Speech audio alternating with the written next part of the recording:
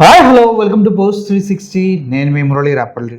రీసెంట్గా జడ్జెస్ మీద ఎక్కడ లేని విధంగా అటు బీజేపీ పార్టీ వల్లమాలిన ప్రేమను కురిపిస్తూ ఉంది. అసలు జంజీసో అని ఒకరు కాదు, ఇద్దరు కాదు, ముగ్గురు కాదు, ప్రతి ఒక్క పార్టీలో ఉన్నటువంటి బీజేపీ నాయకులంతా జంజీస్ గ్రేటు అంటున్నారు. అసలు జంజీస్ గ్రేటు అనడానికి మన వాళ్ళకి ఏం జరిగింది అన్న విషయాన్ని కనుక మనం గమనిస్తే, ఎగిరిదంతే ఒకడు పూల బుట్టలో పడతాడు, కానీ ఇక్కడ జంజీస్ ఎగిరితని వెంటనే వీళ్ళు వెళ్ళి సలసల కాగుతున్న నూనెలో పడ్డారనమాట. రీజన్ ఏంటి అంటే, వీళ్ళు జంజీ ప్రొటెస్ట్ జరిగినప్పుడు కనీసం జంజీస్ గురించి ఏ ఒక్కడు కూడా పట్టించుకోకపోగా వాళ్ళపైన మనందరికీ తెలుసు లాఠీలతో కొట్టారు, ఎక్స్పైర్డ్ టీయర్ గ్యాసులు వాళ్ళపైన ప్రయోగించారు. అంతకుమించి దారుణం రాళ్లతో ఇసిరిసిరి కొట్టారు. చాలా దారుణంగా జంజీస్ పైన దాడులు చేశారు. అందులో ఒక పాప కూడా చనిపోవడం జరిగింది. ఇవన్నీ ఒక ఎత్తు అయితే, అప్పుడు జంజీస్ని గురించి పట్టించుకొని సో కాల్డ్ బీజేపీ గవర్నమెంట్ కానీ, ఇటు మన ఆర్ఎస్ఎస్ చీఫ్ మోహన్ భగవంత్ కానీ ఇప్పుడు ఎందుకు జంజీస్ ఏం చేస్తున్నారు, జంజీస్ గురించి మనం పట్టించుకోవాలి. రీసెంట్గా జరిగిన కాన్క్లేవ్లో మోహన్ భగవత్ మాట్లాడుతూ, జంజీస్ ఎవరు, మన పిల్లలే, జంజీస్ ఏమైనా అడిగితే దాన్ని చేయాలి, వాళ్ళు అరిచినా కూడా అర్థం చేసుకోవాలి, దేనికోసం అరుస్తున్నారో తెలుసుకోవాలి అంటూ పాపం జంజీస్కి సపోర్ట్గా మాట్లాడటం జరిగింది.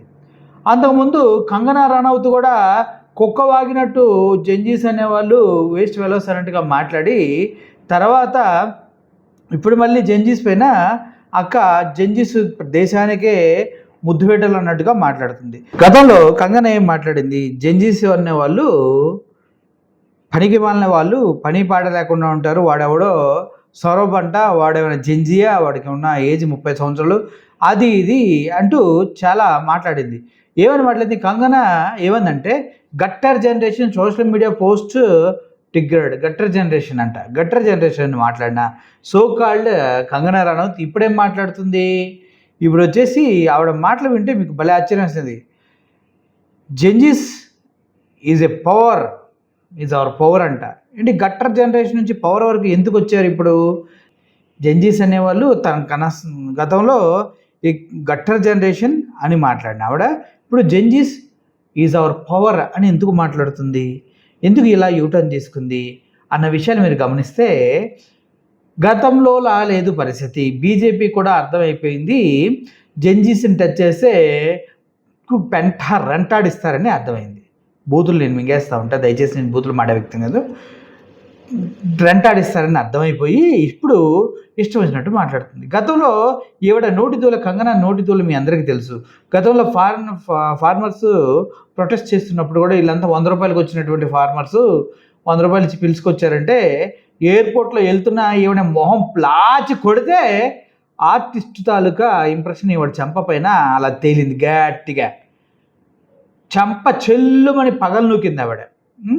అప్పుడు కూడా మళ్ళీ సిగ్గు రాకుండా మళ్ళీ జంజీస్ అనేవారు గట్టర్ జంజీస్, వీళ్ళు సమాజానికి చాలా ప్రమాదకరమైనట్టు మాట్లాడి ఈవిడ ఇప్పుడేమో జంజీస్ అంట అవర్ పవర్ అంట. ఎందుకు మాట్లాడుతున్నావు అంటే వాళ్ళకి అర్థమైంది. ఏమొక్కమే కాదు, ధర్మేంద్ర ప్రధాన్ ఎవరైతే యూనియన్ ఎడ్యుకేషన్ మినిస్టర్గా ఉండి రాజీనామా చేశారో జంజీస్ పవర్ఫుల్ ప్రొటెస్ట్ తర్వాత, ఆయన కూడా మాట్లాడుతున్నారు. జంజీస్ అనేవారంట, Gen Zs is a force that cannot be ignored. Gen Zs అనేవాళ్ళు పవరు, దాన్ని ఎవడో కూడా ఆపలేరు అని మాట్లాడుతున్నారు. ఎందుకు మాట్లాడుతున్నారు? కాబట్టి మోహన్ భగవంత్ మాట్లాడుతున్నాడు, కంగనా రనౌత్ జంజీకి ఫేవర్గా మాట్లాడుతుంది, ఎవరైతే ధర్మేంద్ర ప్రధాన్ తంతే పదవిపై పక్కన పడ్డాడో ఆయన మాట్లాడుతున్నారు. ఎందుకంటే ఓవరాల్గా ఇండియాలో ఉన్న జంజీస్ మొత్తం చూసుకుంటే 20 కోట్ల మంది. ఈ 20 కోట్ల మంది తలుచుకుంటే ఎవడైనా తల వంచాల్సిందే, తలదించాల్సిందే. అసలు ఈ జంజీ ప్రొటెస్ట్ ఎప్పుడో స్టార్ట్ అవ్వాల్సింది, దాన్ని పక్కన పెట్టేశారు. ఎందుకంటే గతంలో నీటి పేపర్ 2022-23లో లీక్ అయినప్పుడే జంజీ ప్రొటెస్ట్ స్టార్ట్ అవ్వాల్సింది, కానీ కోవిడ్ వచ్చి వీళ్ళు సేఫ్లోకి వెళ్ళిపోయారు. ఆ తర్వాత ఇప్పుడు 2026లో జంజీ ప్రొటెస్ట్ పూర్తి స్థాయిలో విప్లవ రూపం దాల్చుకుంది. ముఖ్యంగా చెప్పాలంటే సిగ్గు శరం లేకుండా గతంలో జంజీస్ని కనీసం కేర్ చేయని వీళ్ళంతా ఇప్పుడు జంజీస్ని కేర్ చేస్తున్నారంటే జంజీస్ బలం ఏంటో వీళ్ళకి అర్థమైంది, యూత్ యొక్క బలం ఏంటో అర్థమైపోయింది. ప్రపంచంలో ఏ దేశమైనా నిర్మించాలన్నా, కూల్చాలన్నా జెంజీస్ చేతిలో ఉంటుంది. మన స్వతంత్ర సమరయోధ యుద్ధం కూడా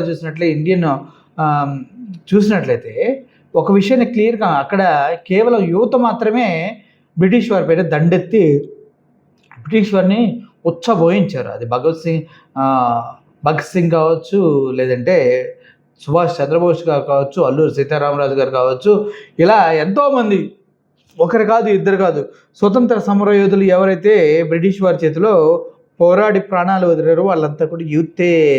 ఆ యూత్ ఇప్పుడు మళ్ళీ ఇండియాలో గళమెత్తుతున్నారు. అప్పుడు యూత్ మనకి ఇండిపెండెన్స్ స్వతంత్రాన్ని తీసుకొస్తే ఇప్పుడు యూత్ మనకి విద్యా హక్కుని కల్పిస్తూ ఉన్నారు. చదువుకోవడానికి మాకు మినిమం నీడ్స్ కావాలంటూ వాళ్ళు అడుగుతూ ఉన్నారు. ఇప్పుడు జెంజీస్కి వ్యతిరేకంగా వెళ్ళి ఏం పేకలేమని తెలిసి మోడీ దగ్గర నుంచి అందరూ కూడా తెలివిగా జెంజీస్ని పొగడటం మొదలుపెట్టారు. ఎప్పుడు లేని విధంగా మెయిన్ స్ట్రీమ్ మీడియాని ఎగిరెగిరి ఎక్కడెక్కడో తన్నాడు అభిజిత్. నిజం చెప్పాలంటే మొన్న ఒక ఇంటర్వ్యూలో మాట్లాడుతూ, మీరు చేసిన ప్రొటెస్ట్లో దగ్గర 2300 మంది కేసులు ఉన్న వాళ్ళు ఉన్నారంట. 2300 మంది మీ ప్రొటెస్టులో, ఏదైతే జంతర్ మంతర్ జరిగిన ప్రొటెస్టులో ముద్దాయిలు ఉన్నారంట, కేసు పడిన వాళ్ళు దొంగలు ఉన్నారంట. మరి ఎలా వచ్చారంటే వాళ్ళంతా బయటికి ఎందుకున్నారు అని అడిగాడు. వాళ్ళంతా బయట ఎందుకున్నారని ఆ రిపోర్టర్ని అడిగాడు. ఎందుకంటే వాళ్ళకి బెయిల్ వచ్చి ఉంటుంది. మరి బెయిల్ ఎవడిచ్చాడు అని అడిగాడు.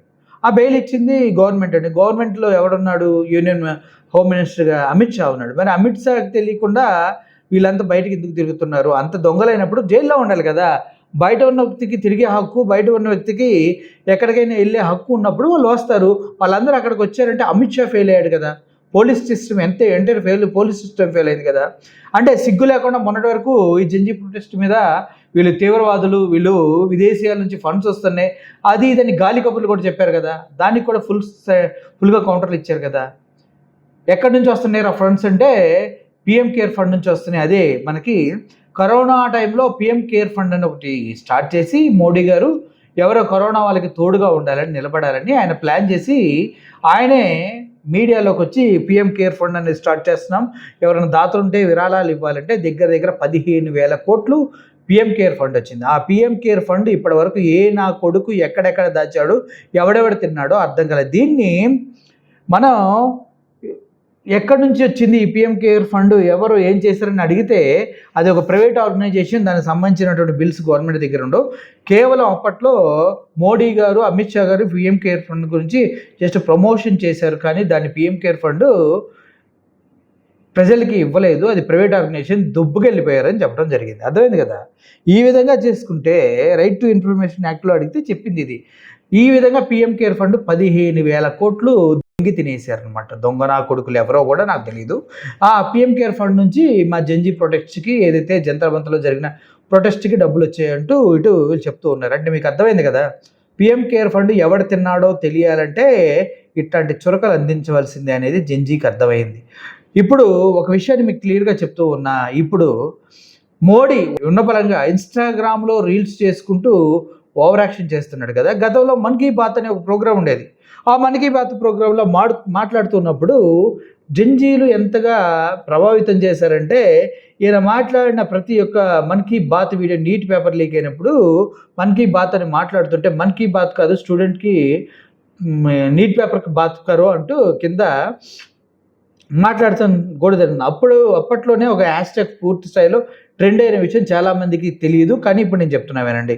అప్పుడే స్టూడెంట్ డిస్లైక్స్ పిఎం మోడీ అంటూ ఒక హ్యాష్ట్యాగ్ భారీ రేంజ్లో ట్రెండ్ అయింది. దానికి మోడీ వీడియోలకి ఎక్కడైతే మన్ కీ బాత్ అనేది టెలికాస్ట్ అవుతుందో వాటిలో మోడీ వీడియోల కింద 1,00,000 లైకులు వస్తే దగ్గర 5-6 లక్షల డిస్లైకులు వచ్చినాయి. అంటే మోడీ అంటే ఎంత వ్యతిరేకత ఉందో అర్థం చేసుకోండి. మన్ కీ బాత్ ఎందుకులేండి, లవడైన వద్యం సారీ ఓకే. ఇటువంటి బాతులు ఎన్ని పెట్టుకున్నా కూడా మోడీకి అలా టీంకి అందుకు అర్థమైంది, జెంజీస్ ఎగిరెగిరి తంతారు, ప్యాకాడిస్తారు అని అర్థమైపోయి ఇప్పుడు ఏం చేస్తున్నారంటే అందరు జెంజీ బాట పట్టి జెంజీ గ్రేట్ అంటూ ఉన్నాడు. అటు ధర్మేంద్ర ప్రధాన్ అదే మాట, Gen Z is a powerful force that we cannot ignore అని ఆయన అంటుంటే, Gen Zs Gen Zs is our power అంటూ కంగనా ప్లేట్ మారిస్తే మొన్నటి వరకు గట్టర్ జెన్జీస్ పనికి మాలినోళ్ళు అది ఇదని మాట్లాడిన ఈవిడ జెన్జీస్ ఏజ్లో నేను ఉన్నప్పుడు నాకు 2 అవార్డులు వచ్చినాయి, మడిచి ఎక్కడో పెట్టుకున్నానని మాట్లాడిన ఈవిడ